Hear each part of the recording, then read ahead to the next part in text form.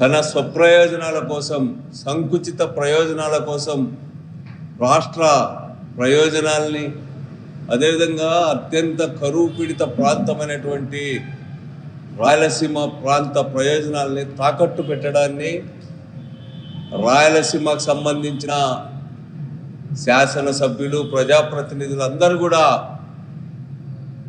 ఈరోజు తీవ్రంగా వ్యతిరేకించాలా, అవసరమైతే కూడా రాజీనామా కూడా సిద్ధం కావాలని చెప్పి కూడా ఈ సందర్భంగా మేము డిమాండ్ చేస్తూ ఉన్నాం.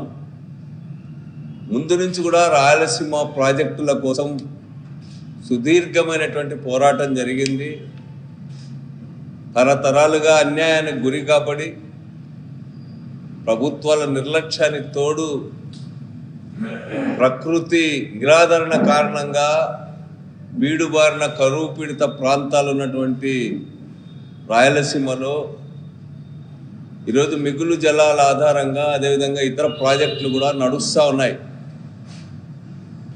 ఈ ప్రాజెక్టుకు కూడా ఎప్పుడు ఈ ప్రాజెక్టులు ఆగిపోతాయో, ఈ ప్రాజెక్టు వల్ల నీరందనటువంటి పరిస్థితి ఎప్పుడు వస్తుందో అని చెప్పి రాయలసీమ ప్రజలంతా కూడా ఆందోళన చెందుతున్న పరిస్థితి మనమంతా చూస్తూ ఉన్నాం.